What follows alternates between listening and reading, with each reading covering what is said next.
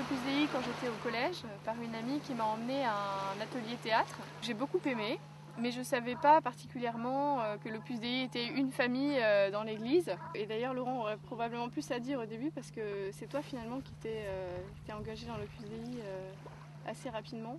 Oui, moi, là, entre le moment où j'ai mis le premier pied dans un centre de l'Opus Dei et le moment où je me suis engagé comme surnuméraire, il y a eu 1 an à peu près. J'ai retrouvé en fait ce que m'avaient appris mes parents, ou ce que j'avais vécu dans ma famille, notamment la sanctification du travail et l'esprit laïque. Une deuxième chose qui m'a beaucoup marqué, c'est le niveau d'exigence spirituelle un peu. Enfin, on ne pouvait pas se contenter d'une foi médiocre, on ne pouvait pas se contenter d'une foi tiède. Quand on est chrétien, il faut avoir une foi forte, entière, qui prend toute la vie. Et moi, c'est cet aspect-là en fait qui m'a le plus touchée.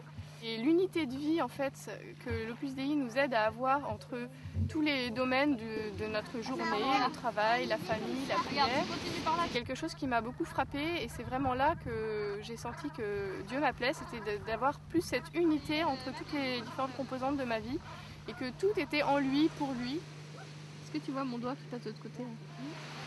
Ah oui, une double. On va le faire après.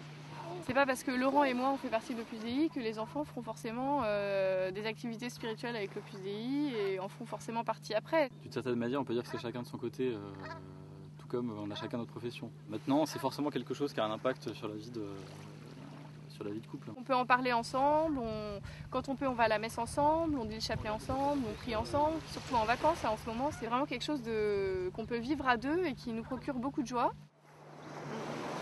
Une des choses intéressantes qu'enseignait Saint José Maria, c'était que c'est pas parce qu'on est marié qu'il faut en quelque sorte être en terrain conquis avec son conjoint et qu'il faut garder un peu l'esprit qu'on avait quand on en était fiancé. Quand tu commences à connaître quelqu'un dans une relation amoureuse, tu as toujours envie de savoir plus ce qu'il est, ce qu'il aime, ce qu'il a fait.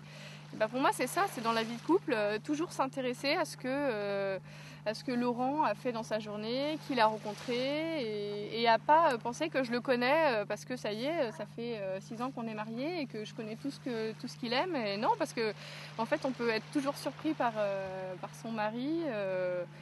Voilà, et ça me paraît vraiment important de garder cet esprit. En fait, pour moi, c'est ça l'esprit de fiancé. Et c'est ce qui permet de s'aimer de façon renouvelée tous les jours. Une araignée sur le plancher, tricotait des bottes. Dans un flacon, Les maçons,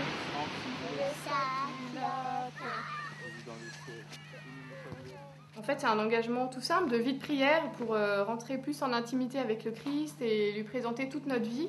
Dans l'Opus Dei, on nous apprend beaucoup à être concret en fait dans le chemin qu'on fait avec Dieu, c'est-à-dire d'identifier vraiment les points sur lesquels on peut s'améliorer, par exemple.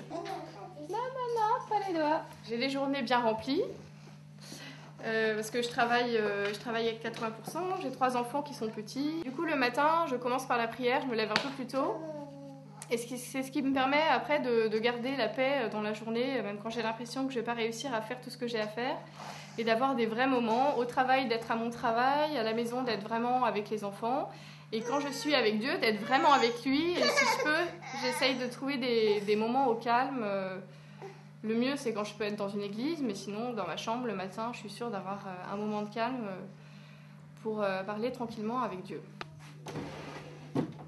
Beaucoup de gens me disent que mon engagement dans l'Opus Dei est contraignant. C'est vrai que c'est exigeant, mais grâce à cette régularité dans la vie de prière, j'acquiers beaucoup de paix et de liberté intérieure et ça m'aide à vivre mes journées bien remplies, sereinement.